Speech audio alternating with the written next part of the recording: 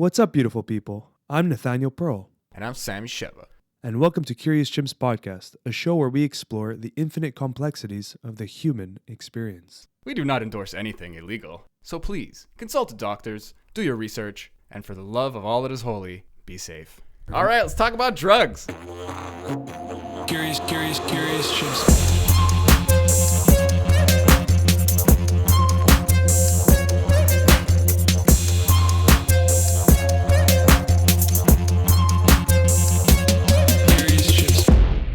Da-da-da-da-da. What's up, Ben? What's up? How's it going? Hey guys, how is it?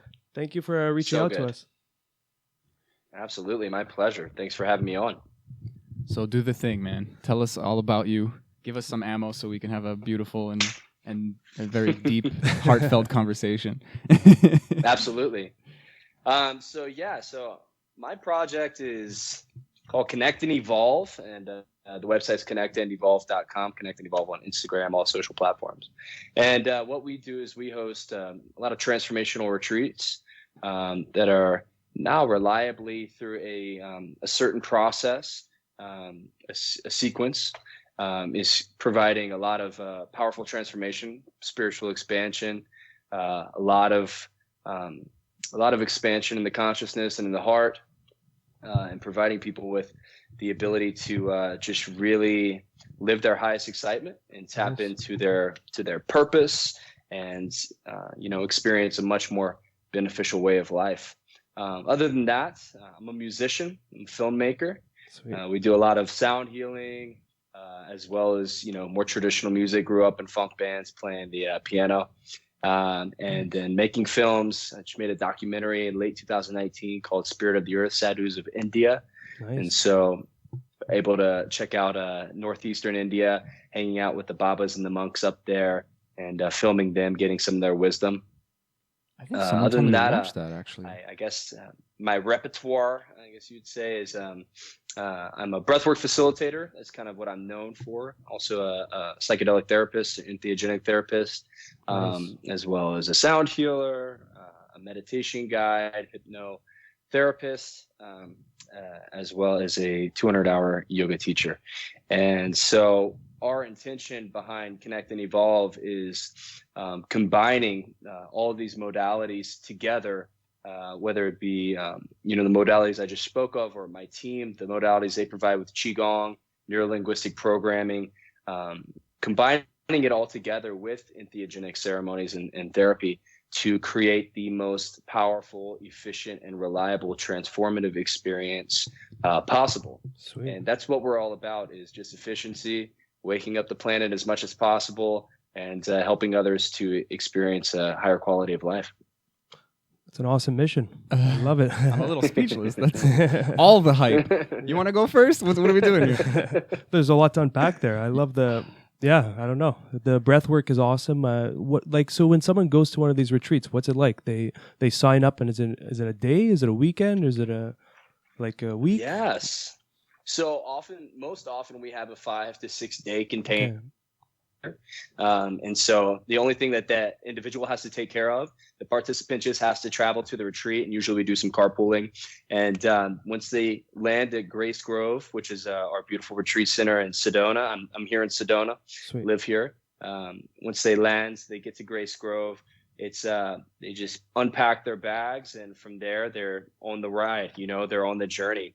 Nice. We provide them with a lot of really high vibrational food that's plant-based, dairy-free, gluten-free. The nature there is impeccable. It's right on Oak Creek. The vibe is extraordinarily high. The frequency is very high. So right when they touch down, it's like you're just dropping into a pool of just awesomeness, really high vibrational energy. And a lot of people coming there are coming with, a lot of things to unpack, a lot of things to heal, whether it's trauma from their past, or a detrimental relationship, or detrimental habits that they have in their life, behavior patterns. Yeah. And whenever we get there, we do a lot of unpacking. The first thing that we do is we drop into the space, make sure that everybody feels really safe, safe to become vulnerable and safe to express themselves. And we make sure that everybody feels really accepted and met exactly where they are. And from there, we dive into multiple modalities, like I was saying earlier, breath work, let me back up just a little bit. The premise and kind of the sequence that we work with in the retreats is a 3-step process of releasing and reconditioning. And so any conditioning that we've experienced, any programming, any trauma that we've had from our past, any expectations that we're trying to meet with others, oftentimes are not serving us. And so we're not really living as an autonomous human being, as a sovereign human being. We're living for everyone else. Mm-hmm. And there is a way to do that in a healthy way, to be in service.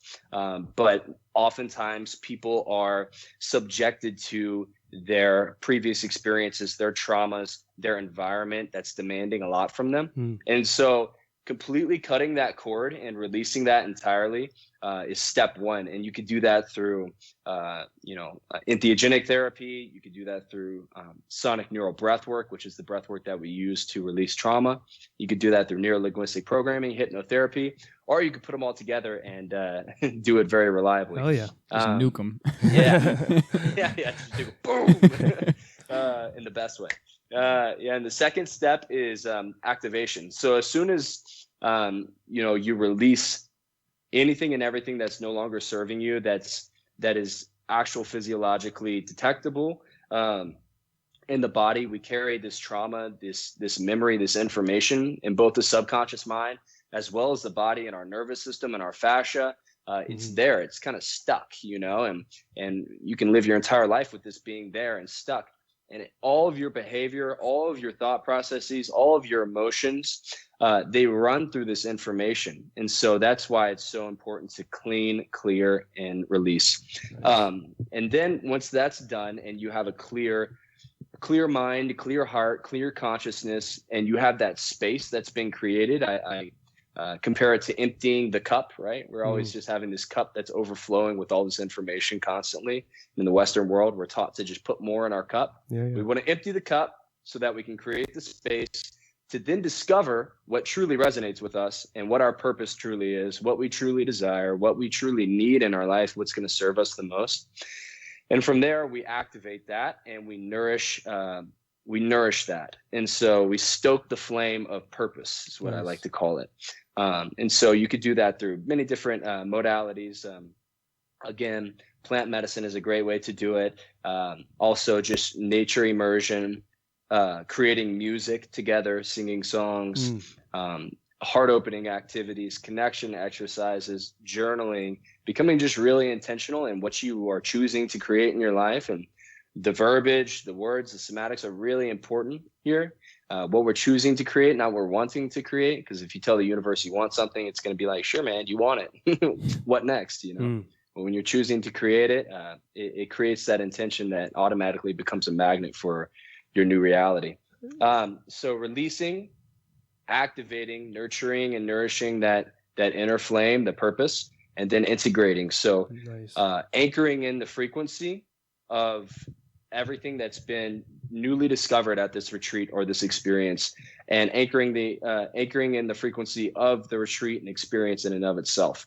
So you come into a space that's very high vibrational. You're able to do a lot of clearing, a lot of cleansing, a lot of discovering. You're able to really engage and activate, wow, this is me. And I'm so excited to express me. I'm so excited to confidently go out and share my gifts with the world. This is what's going to change the world. This is our belief system. And you take that and you really just drive it in through integration and through protocols that these individuals, the participants, can use whenever they leave the retreat. Going forward, you have all of the necessary tools right there at your disposal. Everything that you did at the retreat, you have links to online so you can access it. You have constant support. You have a new tribe, a new family that you've built, and you have constant contact with any of the facilitators as needed. And so that's how the retreats roll, and that's what we're building and refining and sharpening, and it's going great so far. Nice. Sounds rigorous. Yeah. It sounds really like intensive and like all these military terms come to mind. Like it sounds just so organized in a good way. I mean it in the best way. Like it's like there's just this focus and this intensity. And I mean, I don't mean to. I just have this thought that comes to mind as you're talking. Like you're moving a lot of this along. Like you're hands on. Like you're there and you're creating a lot of these events, like the music and the breath work. Like, are you guiding a lot of this yourself? Yeah, the majority of it. Okay, so I have a great team. I have I'm sure. an amazing Yeah. team with me. So they both support the entire group and the entire container. And this is something that's really important. It is strategic in our approach, right?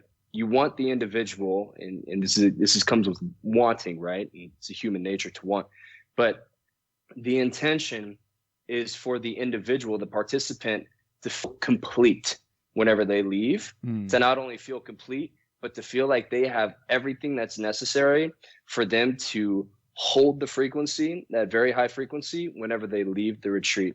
And it sounds intense and rigorous, and it is. Transformation is never a super mellow process, right? It's oftentimes there's a lot that happens, a lot that comes up, a lot that's cleared.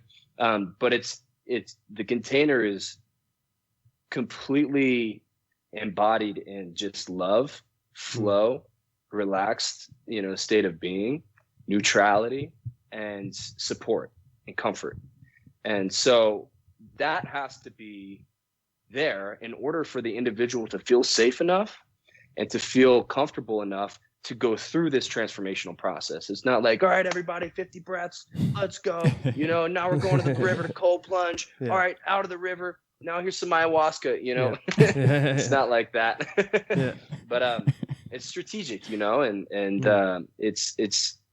it's intentional, to really, and like I said, our intention is to, help wake up the planet. And, people can say this and talk about this all they want, but what we're doing is really refining a process that actually does that on a right now, a small scale, eventually a large scale, with the production of this process and sharing it with the world. I'm just wondering, how did you formulate the system that's going in these kind of step processes? Was this something that you've kind of went through yourself and then you've just kind of developed the system, or you were taught it through teachers and just experience and all these? Because I know when I go to breathwork ceremonies or ayahuasca ceremonies, there is a structure that kind of formed itself, but then there's like an organization to it. I'm just wondering if that was the same stages for you, that it kind of evolved this way. Yes. So through my work, and we can get into my story here shortly, but through my work I originally began working with Bufo Alvarius and working with that medicine with a mentor up in New York, traveled down through Mexico, South America, Central America, serving that medicine. So there was a lot of really, really, really deep introspective work, a lot of really, anything can happen in that space. There was a lot of downloads, a lot of miracles, right, that took place. And then from there, I saw a big gap in that culture. And so I went to Asia for a year to study these other modalities, breathwork, sound healing, meditation. I was blessed enough to be able to do that. And whenever I came back in 2020, in March, I got booted out of Bali. I came back a few months early. I started to put together this integral, holistic approach to spiritual enlightenment, right? Spiritual awakening. And we could break that down a little bit as well, because enlightenment's kind of a hot word. People are like, oh, enlightenment, Oh, yeah. It's everywhere right now. Think of yogis and babas. Yeah. Everyone's enlightened right now. Everyone's enlightened now. Yeah. Welcome to the new earth. So, I started to put together that process, and as COVID is full blast, right? When I come back, we hosted 10 retreats in 8 months. And so just went straight to it, got straight into the nose to the grindstone. And it's been an incredible discovery of realizing that I'm actually not in control of anything. I can create an outline. I can create a system. I can, facilitate modalities as much to my best of my ability. But ultimately, spirit and the universe and the evolution of the macrocosm is going to unfold as it needs to for the individuals that it needs to unfold for.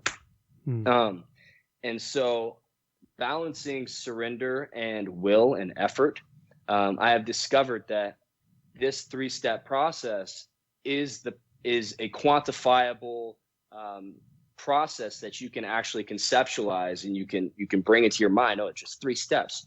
releasing, forgetting, reconditioning, completely dissolving of the ego, to realize and understand what the ego is, to have this rebirthing experience that's written about in all these spiritual texts, the Bible, Upanishads, etc. And then activating, the true self. Once we discover the true self, that's great. How do we nourish the true self? How do we stoke the flame? And then integration is a huge part of any entheogenic therapy. It's a huge part of any difficult process. And so the integration is a huge part as well. And so me discovering that and like discovering each one of these categories, each one of these steps in the process, allowed me to kind of be like, okay, now we can put this together and really try to refine a process that allows for this to take place. Nice. It's pure experience. So combination. Yeah. But It's like your cup analogy, like it's really beautiful. Like you empty the cup, then you fill it back in with something that's more genuine to the self or whatever, and then you kind of put a lid on it, like if you want to put integration in that sense. And I'm really oversimplifying it, but it is in a way kind of, it's not simplistic at all. There's so much work and information and knowledge and experience and your own personal journey that we would love to touch on as well. But like in the end, there is something kind of simple and like deeply understood by the individual. There's something kind of instinctual about it. There's something wrong. There's something not working. Let's clear that out. Let's make space for the new thing. And the new thing's actually the old thing or the original thing or the true thing or whatever you want to call it. And then it's like, okay, how do we keep this energy going? Like you guys have to go home eventually. So how do you kind of capture it or maintain it or whatever? But that's why I love that you're stressing how important integration is because that is like in a lot of communities, a lot of places where you do these medicines and these kind of groundbreaking stuff like breath work, the integration's not there, and then you're going back to your environment that caused that pain and that discomfort, and then you have no idea how to navigate through it. I think that's happened to both of us a few times, and it's not that there was anything wrong with the integration. I just don't think we understood how important it was. And integration is everything, right? You can have an incredible Vipassana retreat, and then you understand the whole nature of the universe, and you feel enlightened, and then you come back home, and then there's just chaos. And then a week later, you're right back at the same problems. So it's very good to see that the integration is being worked on so well in your eyes. It's good. It's an extremely important part of the process. And like you said, whenever you leave the experience where the whole universe unfolds and you experience this just unexplainable love and compassion, and you go back to an environment where people are experiencing a completely different vibration. They just got home from work and they're not even close to being on your vibe. Making sure that you are able to communicate to those individuals that, hey, I'm going to need to take some space for myself because I just had this experience. It's extremely important, and I need you to understand that. And if they can't understand that, then it's time to rethink your relationships. Because if you're in a position to where you're at a level of consciousness to where you're reflecting in your environment, an experience that's not conducive, right? And our level of consciousness is everything, and it reflects in our environment. And so if I have a level of consciousness that's in a state of fear, then I'm going to, manifest a partner who is also afraid oftentimes. And so if you leave that level of consciousness and go back to that partner that's afraid, then it might be time to say, hey, I have to go on this journey on my own. I love you. I appreciate you. I honor you. But this is something I have to do for myself. And what most people don't realize is that a lot of people think that they're just throwing away their relationship forever. Their relationship is gone. And that's really not the case. Whenever you go and take, time and space for yourself to grow and to evolve and to develop, then you can reintroduce yourself to that relationship as someone who can guide them into your now level of consciousness and benefit them, benefit the world. But often people get stuck. I can't leave my husband. I can't leave my wife. We've been together for 15 years. We've got 3 kids. And this obviously makes things more challenging and adds definitely more arenas of challenge to this whole process, right? Which we have clients that are in that experience, and it makes it tough. Oh, for sure. Everyone can resonate with that. There's this short-term fear and this outcome, and you're not, like vis-a-vis the other example you gave, that's just this like a self-love space and practice, and you're like, no disrespect, but this is not conducive to what I'm trying to do. And you maybe you can't say it or explain it to the other person, but this is going to be better for both of us. Really, one way it's or hard the to other. do, man. Yeah. Oh, it's fucking hard to do. For We sure. can all agree on that. Yeah, it's You hard. know, but that's the work. But necessary. Yes, Mm-hmm. that's the work. Yeah. You know, I may know someone in this room, maybe me, maybe not, that does serve the 5-MeO every now and then to people. And Awesome. yeah, it's a beautiful medicine. And someone spoke to me saying that they're willing, they want to do it. They want to experience it for the first time. But they're afraid that afterwards they're going to abandon their life that they know and just become a monk or something. And I told them, I'm like, everything that's going to change afterwards is that what you wanted what you want to change. And then everything you're fearing is just the resistance. But if you really don't like your job and everything, and monk is your destination, that's where you're going to go. And there's nothing wrong with that.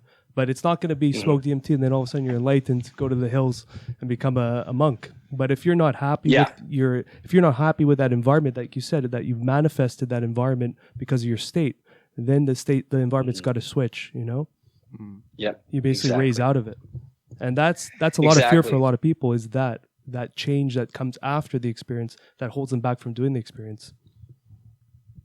Exactly. And it's, you know, the ego doesn't like to be dissolved, man. The ego does not like to die. It in fact, it dreads it and avoids it at all costs.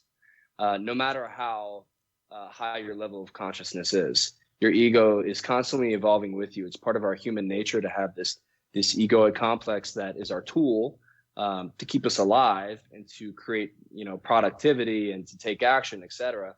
The ego never likes to die. And so people will, you know, make all the excuses that they possibly can to keep the ego alive. The ego will really make all the excuses that it possibly can. And, you know, with the 5-MeO DMT, what it really is amazing for, that we've discovered, is it's incredible for releasing and cleansing and clearing the densities in the body, the trauma that's been experienced in the past, and any conditioning that we've been subjected to. And so really ultimately what we're discovering after this experience, sometimes just in one time, sometimes in multiple sessions, is our true purpose. And so once we empty that cup, like you were saying, all that's left is the cup. Oh, fuck, I finally get to know the cup. I finally understand who the cup is. The cup is you. And so just discovering that, it's the most important thing, the most beneficial thing you could do for yourself and the planet. And, it's empowering, and the cosmos. right? So it gives you back the power, you know? And a lot of people, that's the missing link to their progress in their life, is forgetting that they have that power inside, you know? Yes, exactly. And then you say power, you know, David Hawkins, it's his book, Power versus Force, right? And, you know, the ego is all about force. It's all about you know, imposing its will, whenever the true power comes from surrendering to the self, and then experiencing your legend, your epic, you know, your hero's journey in a powerful way. It's the flow kind of power. It's tricky.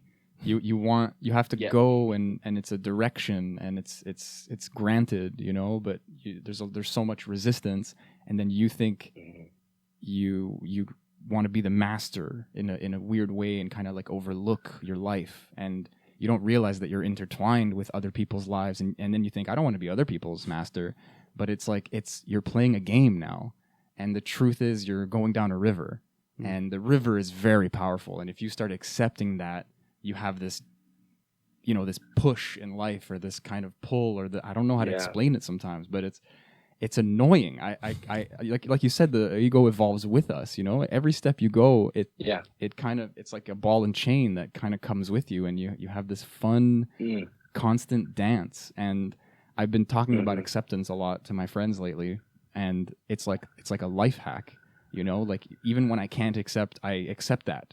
So it's like this constant hat that I just put on everything that's happening. And my ego goes, all right, you know, like, you win again, you jerk, you know. It's like, it's this, it's this biological imperative thing that just wants us to, like, it's for sex, it's for procreation. It's this thing that evolved for us to just be in competition and make the species Well, yeah. better, and It got us here, right? It brought us to this very moment, so it had its purpose. Yep. Yeah, I love the way you put it. Yes. You know, it's with us always. It's not good or bad. It's just a thing that's part of us. It's something to be accepted and to be utilized. It's us. It's what's listening to us right now. It's what's talking right now. In a big way, it's who we are. But it's still the stuff in the cup in a sense, and maybe we are the cup or the space. You know, like it's you can play with that analogy and have that kind of deeper sense. Hopefully. Well, it's yeah, absolutely. And the ego is a very it's a discussion topic oftentimes with especially the medicine that we work with in these ceremonial settings and in the retreat settings, right? Because it's always there, like you said. And oftentimes we need a complete ego dissolution to really understand what the ego is and to really separate ourselves from it, to dissolve it so that we realize that, oh, that's not me. It's just a part of my human experience. And so once you do that, then you can build a new relationship with the ego. And the relationship, the analogous relationship that I like to use is the ego as a child. And the ego is kind of the child that's always, oh, watch out. Oh, don't do this. That might, this might happen if you do that. Or, oh, you don't need to be here doing this right now. It's all good. We don't need to be doing that. And, children, they talk. And then you listen. Sometimes you got to ignore the kid until it shuts up. It's just how it is. And I love kids. But the ego is like a child in that way. You got to say sometimes, hey, I love you. I hear you. I see you. Here's a lollipop. Kiss you on the forehead, puts you in the back seat. Daddy's driving the car. You know what I'm saying? Absolutely. And I think in a soft way, you're saying it's just a limiting thing. It's a limited thing. So we have to kind of put it in its place sometimes, right? Like it's exactly. It serves a purpose. And if you want to live beyond that purpose, you can't ride the ego, or you can't let it ride you. Right. And it's also you can't let it drive the car. Yeah. Yeah. And it does for so many of us at so many times. And that's why these kind of medicines and these retreats and these ceremonies and breath works and all this work is a lifelong process, because that ego will slip in the front seat. If your eyes start closing, you're cruising, you're getting a little bit tired, the ego can go right back in. Yeah, big time. And it's important, like you mentioned, it's such a strong point, is you have to approach the ego with love. You can't hit the ego with more ego and more force and hate it, because that's going to create this inner dialogue that becomes very toxic. It's a Peruvian finger trap. You're kind of, the ego thrives on this a little bit, and it's like you're not accepting and all that. We know this stuff. But I have a question for both of you. It just popped up in my head just now. Like, do you feel that the medicines or the breath work, like do the practices bring on a dissolution of ego? Or is it always you in that experience that ends up having to kind of decide to disconnect from it? Because I feel like we call it the washing machine a lot, especially if you're taking like a plant medicine or something, and you go for a ride and you feel like you're strapped to like a bull and you have to surrender. That surrender, I feel, is always still a choice. And I feel like that's the moment you kind of start flexing your acceptance muscle. I don't want to give you the answer here. I just feel like that's just like a realization that I had. And I would love you guys to maybe it's an insight. It's like, oh yeah, like it doesn't do it for you. It just kind of forces you to make a choice. And then hopefully you let go and have some fun with that. It depends on the medicine. It depends on the breath work. It depends on your practice, right? And the dosage. And the dosage. Exactly. And how long you hold your breath. Yeah. It just depends. When it comes to ego dissolution, ultimately we do have the choice in any situation to release our ego, relinquish it, and experience the true self. And even if we do that for this much time, just a fraction of a second, it can elevate your level of consciousness dramatically. I associate the ego with the prefrontal cortex. The prefrontal cortex is what's making all these decisions. It's what's solving problems. It's what's using logic to speak. We're using our prefrontal cortex right now to decipher information that we're receiving from one another. But also the ego, I find that kind of lives in the prefrontal cortex. So if we can shut down the prefrontal cortex, have that default mode network, shut down and release, then we can begin to experience the true self. And whenever we do sonic neural breath work, this happens all the time. People, the prefrontal cortex shuts down, then they start to cathart. They start to have, the vocal release, shaking the body. Their hands, the chakras in their hands become activated. They become their own healer. They start moving energy. Never done it before, have no idea what they're doing, but it just picks up. And the body has an intuitive mind. The body automatically knows what it needs to heal, right? And that's why whenever we go to sleep, we're not having to think, okay, now let me just focus on resting. You don't do that. You just shut down, boom, you go to sleep, the body regenerates, rests, replenishes, and detoxes, and you wake up. It's very similar. You could do this in a conscious way where you're awake with breath work, and it's really beautiful because then you get to have this beautiful mystical experience, right, with just the breath. But with something like 5-MeO-DMT, and that's why we appreciate this medicine so much, and because of its efficiency and its reliability, and instantly creating an ego dissolution, the participant, the ego is instantaneously dissolved, no matter if they want it to be or not. It's kind of the choice that's made beforehand and their intention that creates their experience. And then when they come back, oh my gosh, I'm alive. Wow, I'm on Earth. Holy shit. Oh my gosh, I just, smoked 5-MeO-DMT. That is a very powerful experience, and one that can really be utilized in a way like, oh my gosh, like I'm not my ego. I just experienced the oneness with all infinity and divinity. My ego was not there during that experience. And there, right then and there, you can identify, oh, this ego is not me. It's just a part of my human experience. And so it just depends on the practice. And that one's it's almost like reverse engineering. You're going to the source and then returning back and then discovering how your ego's not part of it. Where like a breathwork ceremony, it's a little bit more gradual, where you kind of feel your ego getting released and then you work towards source. It's like a soft massage versus rolfing.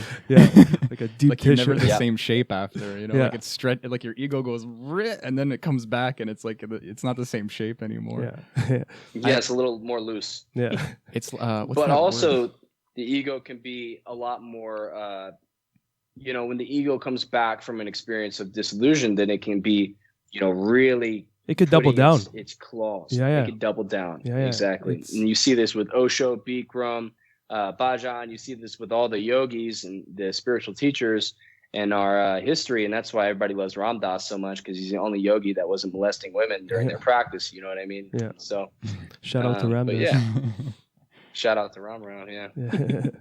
And that's the beautiful proof that the ego is not something you can push away, and it's like a CEO, and it's like you're this beautiful company, and if the CEO starts thinking I do everything here, and then you're not gonna treat the body and the different bodies, the different aspects of yourself with the respect that they deserve, and the maintenance and all these things start falling away, and then you're just you think you're captaining the whole deal instead of going with that flow that we talked about earlier, and then you're just doomed to fail, even though on the outside, in some strange ways, we have this collective agreement that it might even look like success. There's this strange, subtle suffering, and then it starts trickling into the things you do, and or popping out of the seams or something. It's weird, man. It's kind of insidious and interesting, and I mean, I actually wanted to ask you about NLP before, because I know what it is, but I don't know how to utilize it for therapy, because I've learned a bit about hypnosis, and I feel like that ties into what I'm talking about, because you could use I don't know if I should say wrong word, but you can use like want versus choose, like you were saying before, and it can change everything.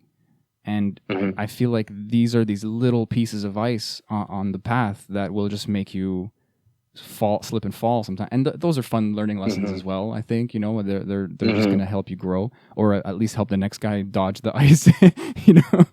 But I don't know if I even really have a question in there. I feel like I'm just kind of thinking out loud. But it's important to not only, I'm a musician, so like timbre, dynamics, rhythm, everything is kind of like instilled into my being. And whenever I'm in a process with an individual, making sure that my semantics and that my timbre and that the words that I'm choosing are really in alignment with their experience at that moment and their individual self. It'd be funny if you just ducked when you hear the It's cops. super important. Yes, I'm not It's like that super at important. all. It's really funny. I just kind of let it fly, and it's like my monkey brain takes over my mouth. Hey man, whenever I'm not in the middle of a super deep experience and process somebody's having, I crack jokes, I cuss, there's always a Beatbox. time and a place for the neurolinguistic programming. I'm a firm believer in that. A big part of awakening to the true self and to the divinity of our existence is having lots of fun and enjoying the shit out Absolutely. of the human experience that we have. It's all there to be enjoyed. And, it's I find a lot of people on these spiritual paths, sometimes I don't know if it's the ego that takes over, but it becomes like this strict paradigm and box they put themselves in, and it's limiting, and it's also another form of Control, Control, micromanaging, stress, and you're missing out obsession. you're missing out on all the beauties of life that are there to be enjoyed as well, not indulged, but there. I love that you talked about Yeah, the prefrontal absolutely. cortex. Like its job is to manage and control many things. So there's the ego, the decisions and the manifestations through that are all these kind of actions of control and management, and it's like it's not a fulfilling life. It's not a enriching experience. Not all the time, sometimes, but sure. Yeah. Well, I think that it seems that I should say, whenever we're managing things, it just really depends on what you're managing. If you accepted a job because it pays a lot of money, 90% of the time when people do that, it's because of a fear of scarcity, whether that's from something that their parents or their environment instilled within them. It could be ancestral, you name it. But it's not really the decision that we make, but it's the cause of the decision. Like, why are we making the decision, right? Why are we managing? And then transfer that to a different scenario. If somebody's managing their band and their fellow musicians so that they can create the sweetest symphony possible, because it's that individual's passion. Well, then that individual is living their purpose because they're living with passion and excitement. And it's not out of scarcity, it's out of excitement. And so, I would just focus on the, why am I doing what I'm doing? And then, whenever you put will and effort and action and management, comes with all those, then it's going to be a very different frequency whenever you express those. So management out of fear, I guess, is what we're really talking about when we're talking about the ego. And then bypassing that is bypassing that function of like scarcity and like protection of the individual at all costs and all that fun stuff. I see what you're saying. That really clicks in my head, actually. It's that love versus fear dynamic. That's it. Well, that's what I got from, I don't know which ayahuasca ceremony, but it was that exact decision that changed everything. It was that your choices are made out of fear or love. And then that's how it manifests. So if you're taking that job, the paycheck's beautiful, and it's just because of that paycheck, there's a lot of fear behind it. That's going to manifest in all avenues. But if you're taking it like that guy with the orchestra who's just loving that music and it's out of love, it's going to manifest in that way too. But it all starts from that fear or love decision. That's the polarity, exactly. Yes. It's either fear or love, and then there's a lot of information in between those two. And that's, when people come to a retreat or have an experience with me or my team, it's identifying that, like, oh, I am afraid that I'm not going to have enough money to support my family. Okay, why am I afraid of that? Do I have any real reason to be afraid of that? Have I ever experienced not having enough money to support my family? Well, no, most likely not. Usually the individual is just in a level of consciousness that's embodied by fear. Borrowing identifying fears. That is step one, and then releasing it is step two, and then you can move into, okay, now I'm going to be acting out of love. What serves me? And then if you're acting out of love, the abundance, the prosperity, the money, plus all the other forms of abundance are going to begin to manifest because you're in that vibration of love, and that's going to reflect in your environment. in some From my left understanding. brain way, like I'm not. I've dabbled. I've had these experiences like in chunks, let's say, and my my struggle to understand it, like just in a kind of like scientific 3D way, is that I feel this realization that, and I'd love your opinion on it, like things are going to go wrong either way, but when you make a decision in fear, you have to keep protecting that road and keep kind of going and making more decisions out of the fear, always kind of going backwards in that sense. But something's going to go wrong if you go through this love path as well, but you're just okay with it. You're just like, I'm good with myself. I'm accepting of reality and that things don't always go my way or they end. And people are going to obviously be so much more helpful and attracted because you're just in this space of giving instead of getting. And this is my logical struggle, you know, like maybe I'm wrong. Maybe there's like a deeper magic, and for lack of a better term, like the universe just starts giving you what you need because you're just really in like that bigger surrender. Well, yes. And okay, so whenever we're in the vibration of fear, everything is vibration, everything is frequency, and you can quantifiably understand levels of consciousness, right? And then we understand that as within, so without. So we understand that our inner reality, our inner state is going to reflect and manifest our outer reality, our outer environment. So whenever we're in fear and we're in the vibration of fear, we're going to feel like the world is against us. We're going to feel like when problems happen, oh God, another problem, another situation that I have to overcome, that I have to just pound my head into this brick wall until it finally goes through and I can finally proceed. Your belief system in that state of fear and the vibration of fear is going to be the opposite of conducive to your well-being, right? If we're now transmuting into love, we're transitioning into a state of love, a vibration of love, which can take one moment. One moment can bring an individual from a state of fear into a state of love. Just a millisecond of experiencing divine love. When we're in that space of love, instead of the world being against us, now the world and the universe and God, divinity, is teaching us.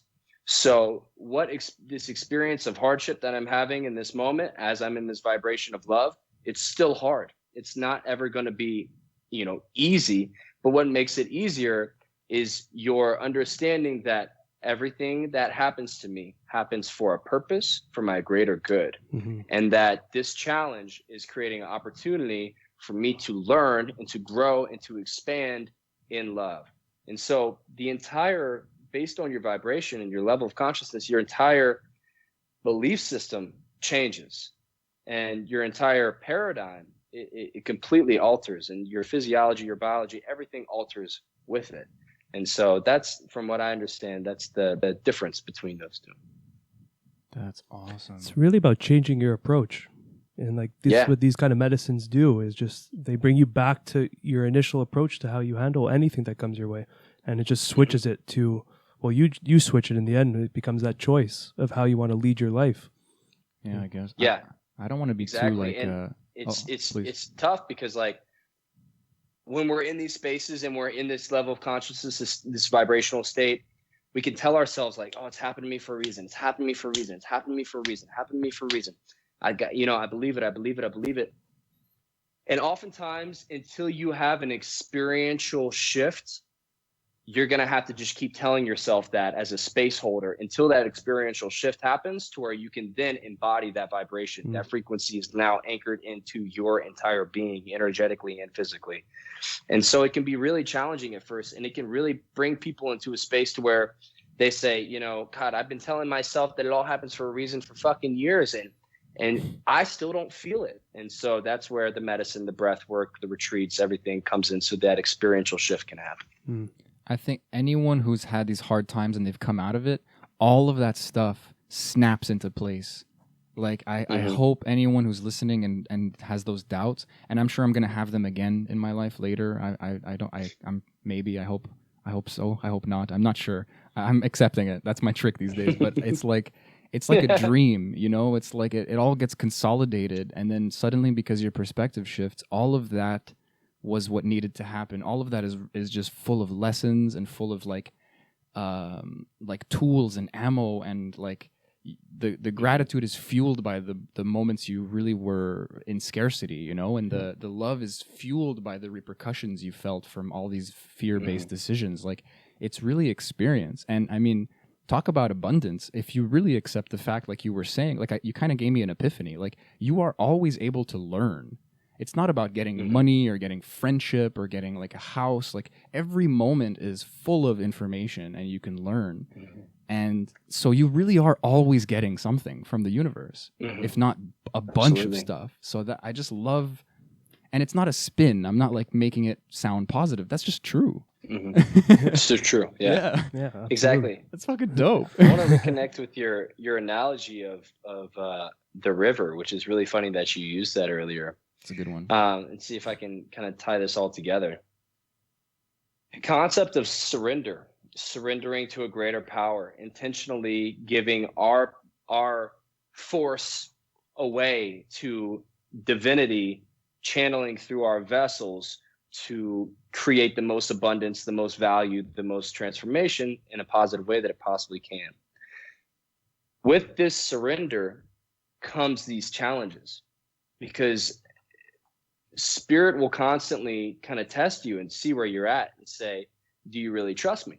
Do you really trust me? And what we're trusting is 13.4 billion years of evolution that's taking place on its own without our help, right? We've been around for a couple 100,000 years. For us to think that, you know, we are the end all be all of progress and creation is hilarious. And so when we surrender to this higher power, what we're doing is we're agreeing, we're kind of coming into this agreement, spirit, I'll follow the path that you show me. You light the path, I will follow it. And then in return, what virtually happens through pattern recognition experience, myself and others, is that you will get these challenges to surrender more deeply. And if you do not surrender more deeply, then you will experience more hardship. But the moment that you surrender more deeply, with reverence and appreciation and gratitude, and really stimulating that in your heart through practice, the moment that you do that is the moment, either in that moment or a moment shortly after, that you see it all come together in the most positive, beneficial, incredible way possible. Because spirit, the universe, the cosmos, Nada Brahma, is the scriptwriter, is the director, the producer, it's the stage, it's the act, it's the whole story. And we're just these little actors on this stage, you know? And tying that in with the river, the analogy that I like to use is the river of purpose. And so whenever we're talking about surrender, we're talking about surrendering to this river of purpose, because 95% of us are swimming against this fucking river, trying to achieve our earthly goals, trying to make more money, trying to have more sex, trying to become more prominent, trying to become more recognized and more famous, etc. We're swimming against this river. And then if we're not swimming against the river, we're holding on to a rock or a tree limb, trying to hold on to a moment in the river. And this river is our purpose. This river is life. And so when we surrender, I like to use this analogy because imagine yourself floating down a river, you're on a kayak, and instead of swimming up the river, exhausting yourself all the time, you're in this kayak now, and you're just observing and appreciating and accepting the river exactly as it is, all the beautiful bends and turns, all the different scenery and experiences. And there's going to come times where there's rapids in that river. This is just a natural occurrence of life. But what we can do then with our will and our effort and our action is then steer our kayak left to right, you know, guiding ourselves to gentle waters, guiding ourselves to the shore, to where we can then take a break and step away, get on the shore, take a breath, and hop back on the river, you know, instead of swimming against it. And this analogy I really love to use because it's so applicable and it's so easy, because people think that they're just surrendering. They're like, oh, I'm floating down the river and there's nothing I can do. If I hit the rock, I hit the rock, you know. But in reality, with your will and your intention, you can navigate beautiful river of purpose pretty effortlessly the more that you practice. But yeah. Beautifully put. Yeah. I wonder why that is. Like, I feel like there's a quality or like a kind of bliss that people chase a little bit. Even if you are aware of it, you kind of get caught in that, and then you just want to let go, like you said, and you want to like meditate and have these practices and eat right, and there's this feeling, but you're not accepting that things like the rapids always come, you know? And you cannot, I can't anyway yet maintain that feeling during the rapids. You know, like you're in a different state. You're just in a different state. There's no other way to put it. And yeah, I mean, it's just a waste of energy to be like beating yourself up to think you failed because you weren't like Zen during the rapids or something. Yeah, and it's exactly. just it's a weird it's a weird reaction to that. I don't see that anymore. I see that like there is a human experience. There's an enjoyment to that. Like Eckhart Tolle says, like you accept whatever's happening, you know, you may as well, because it's happening. There's a logic to that. Not accepting is kind of crazy, right? But like in a macro sense, like we're human, we're having this experience. We can be startled, we can be angered, we can be put into fear. We can walk out of it. We can step out of it too. That's all the thing to accept. Once you accept, you may as well enjoy. Maybe you got to enjoy the rapids in retrospect. Maybe in the moment you're freaking out and you're learning how to navigate, and you want to, like you said, like just make it out alive and find some calmer water. But I don't know. Like, do you ever come up against that, like in your own practice and with your, I don't know what to call them, clients, patients, participants, clients? Yeah, absolutely, man. I mean, and it's like with every retreat, I experience these rapids, right? Like I'm constantly, and I think this is the answer to your question is, whenever you encounter those rapids, surrender more deeply. Surrender more deeply. And the moment that you say, all right, bro, all right, mother, it's up to you now. All hands off. I am simply your vessel. I surrender. The moment you do that, it's like whenever you quit that shitty job, you just feel this weight lifted off your shoulders. You feel, I can breathe because you know that there is a higher power in order. Yeah. And it's comes with practice. The more that you give gratitude, you know, okay, cool. Here's a challenge. Oh, this sucks. All right. How can I love this? How can I love and appreciate this moment? And how can I surrender more deeply? Because whenever we think that our prefrontal cortex is going to be able to think of the right way to navigate a super complex situation where, there's tons of different situations that we can put into this category, but say you have multiple processes going on, people experiencing all kinds of different reactions. Did you guys lose me for a sec? Yeah, we got you back. Cool. Sorry about that. People are having these powerful processes and you're not sure how to navigate it. You have a powerful process yourself. Whatever the situation might be, how can I surrender more deeply, and how can I love this moment right now, and how can I appreciate the fact that I know 100% that I'm going to learn a shitload from this moment. And, even something as simple physiologically as a smile automatically releases oxytocin, automatically starts to shift your physiology. And so I think it's just about practice, repetition, even putting yourselves in difficult situations. And I think that's, this whole Wim Hof movement, this whole cold exposure movement, this whole kind of like masochism for a healthier way of life movement is all about that. How can I love this ice cold water right now? And through that practice, then you begin to start to not only appreciate the rapids more, but as this, say you're a seasoned kayaker in this regard, and then you get to enjoy the rapids. You're like, oh shit, yeah, how, now I know how to surrender more deeply, give it gratitude, appreciate the moment for what it is. Now I can I intentionally go and enjoy these. Guys, I'm really sorry. I have my phone on Do Not Disturb, and somehow people are still calling me. But yeah, it's all about repetition and practice. That's it. I think. I look at the surrender as a muscle, like the surrender muscle, I usually call it. And it's just like the more reps it, the more it grows. And then the less you use it, it obviously is going to start to atrophy, but it's a muscle. And it gets stronger and stronger the more you challenge yourself and find those moments of surrender in those crazy experiences, in those rapids, because we're faced with rapids everywhere. It's just, there's small ones daily, and then there's bigger ones, and then there's global ones like we're all facing now. And how do we get back to inner peace? How do we find ourselves again in these chaotic moments? That's the muscle that you can work. And that's why I love plant medicine ceremonies and breathwork ceremonies and all these fasting things and even the cold therapy, all that kind of stuff, is it tests you in more of a controlled setting that you're actually, it's like you're doing training for training and then going into war. Like you're trained, seasoned, and then war seems a lot easier. You know, it doesn't have to go as drastic as war, but in a sense, it's the same principles, you know? So it's exactly. That's why I love when I go to an ayahuasca ceremony. It is a controlled setting in a sense, because I know reality is still 6 hours of experience. I'll be back on earth, back in my body. So having that controlled setting will allow you to really work on your surrender, you know? I always say it, it's always in prep for the real surrender, which is death, which is the final surrender, you know? Maybe I'm being which is dramatic, like slipping off a tight shoe. Yeah. I think that's a Ram Dass quote, actually. Oh, is it? I think so. I'm not sure, but I was gonna say, like, nice.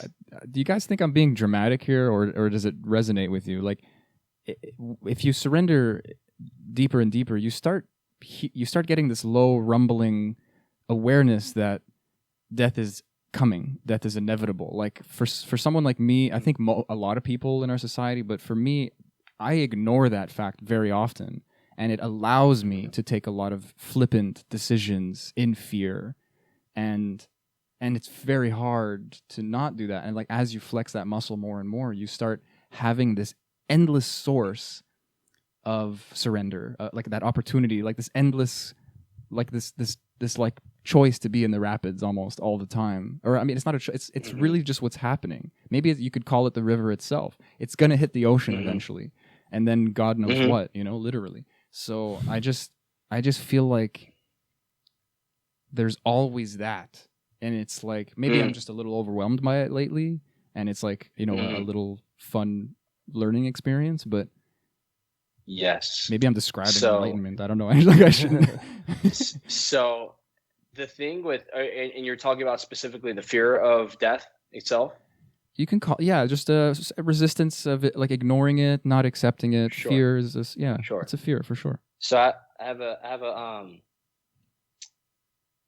there's this amazing book called The Dead Saints Chronicles, and it's this old, I think he was like a Baptist preacher, and he was he found himself diving into all these near-death experiences of other people, like thousands of them, and then he had a near-death experience himself, and so he wrote this big-ass book on all these near-death experiences and the one that he had himself. And so if anyone has any hesitations with death or dying in this third dimension, I highly suggest reading that book, because like I said, death is like slipping off a tight shoe. And, you know, everybody's like, well, what happens when we die? Nobody knows. Actually, a lot of people have died and come back to life, and it's very well documented. And it seems to be the most pleasurable and unbelievably ecstatic and orgasmic experience that a human being could possibly have. I've never heard it described as orgasm. That's awesome. I'm kind of resisting that though. I feel like there's all this I don't know, like there's all this humility and like sanctity and just like accepting that I don't know, and I have to kind of bite down and just be okay with the, you know, like there's something behind the curtain that I just don't get to see until I croak. You know, like I almost don't want to give into that. Like even if I do, even if it kind of just gives me some kind of comfort, maybe it's not a fear. Maybe I don't know what it is. It's just like an ignorance. You know, like it's something that should be probably because you have a purpose here. Hmm? You know, and there's a mission for you to accomplish, and there's a destiny for you to go through that process of your destiny, go through that process of your purpose.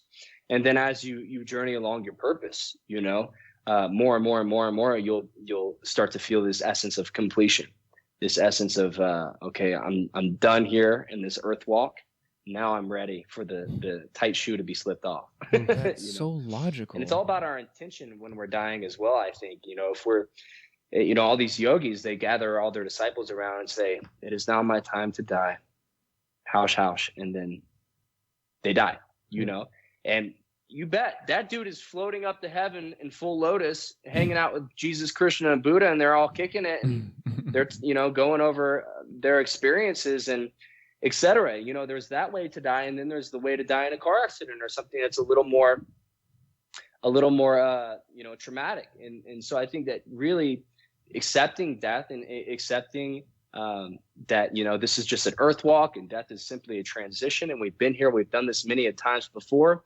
How can I collect enough virtue and virtue is good karma? How can I collect enough virtue, good karma, the currency of the gods, so that whenever I do transition, I've got this huge bank of just of conscious dollar bills almost to cash in on and say, this is what I would like for my next experience. And I think we have a lot more autonomy than we are led to believe. And people that have not dissolved their ego and relinquished their conditioning and their belief systems that don't serve them and that limit them, it's going to be much more difficult in their passing to be able to, be an autonomous spirit, because in their earth walk, they were not autonomous in their experience.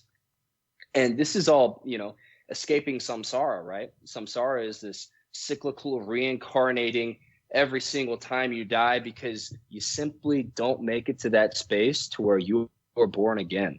And, I feel like a hellfire and brimstone Baptist preacher saying born again, but there really is a very tangible, practical, experiential way to be born again. And that's the part of the process. But I believe that we have a lot more autonomy and a lot more sovereignty whenever we transition to the space, the ocean, right? Now we're not just a minnow thrown into the ocean floating around. Now we're a fish that knows how to navigate this ocean, that has this autonomy, that has this ability to consciously navigate the afterlife. And that's my belief system based on, reading about these near-death experiences and having a lot of full-blown death experiences myself, not actually dying through traumatic experience, but through a lot of medicine and divine experiences. Yeah. It's definitely going to do it. Mother Ayahuasca hasn't been too kind to me at times, but in retrospect, very kind. Yeah. But, it's a great perspective to gain, especially to navigate through that ocean like you're talking about. Like a mama bird kicking you out of the nest. Like and like, just not coming back for you, though. Yeah. Like, figure it out. You're ready. Come on. Yeah. Maybe coming back to you in the next time you go back to ceremony. That's happened too. And that's, but these kind of experiences will prepare you and will give you those.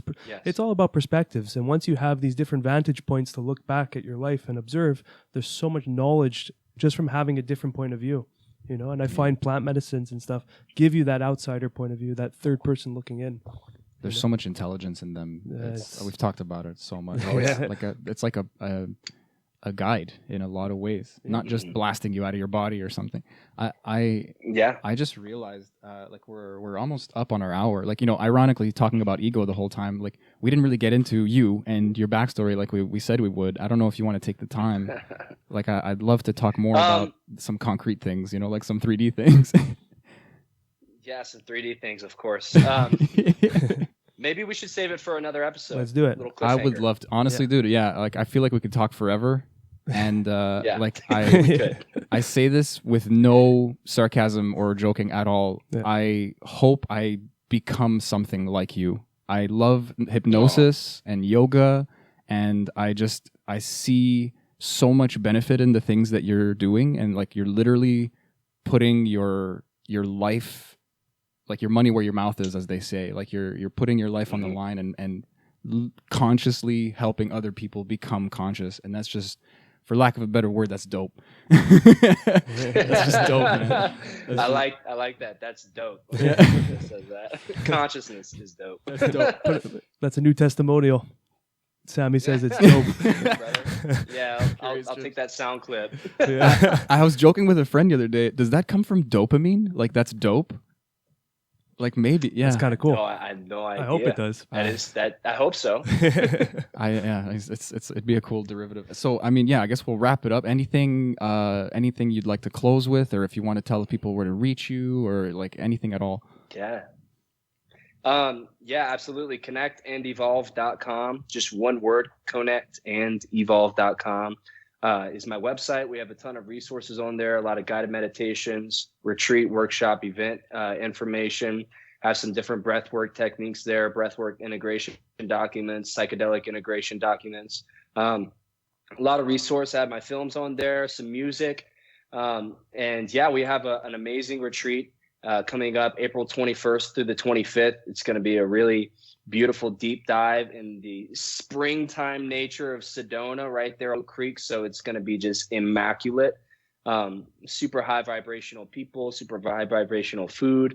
And we're now reliably creating these transformational experiences. So the people that hear this and resonate with that will feel called to reach out. And so you can reach out to me via the website. The people that it's very organic. We allow for people to really come into the retreat settings very organically. I don't market, I don't run ads, don't do anything like that. I leave it up to the grandma or the grandfather upstairs to bring those people in. So if this resonates, reach out to me. We have a bunch of really cool stuff coming up. If you're in Sedona area and you want to work one-on-one and have the Sedona experience, a 20-foot cold plunge, some breath work, some hape, some medicine, just the full ringer, then I'm always available for that and love taking people in and guiding them through a beautiful experience. Nice. And other than that, if anybody needs anything from me or has any questions or concerns or inquiries, I'm super happy to connect. Again, my website's the best way to connect with me. And other than that, hold the frequency. Let's do it. Let's do it. Thank you, brother. That was awesome. Thank you, guys. Bro. Yeah. It's a pleasure meeting you, man. Yeah. Thank you so much. Pleasure. All right. House. Y'all have a good night. Take care, man. Peace. Yeah.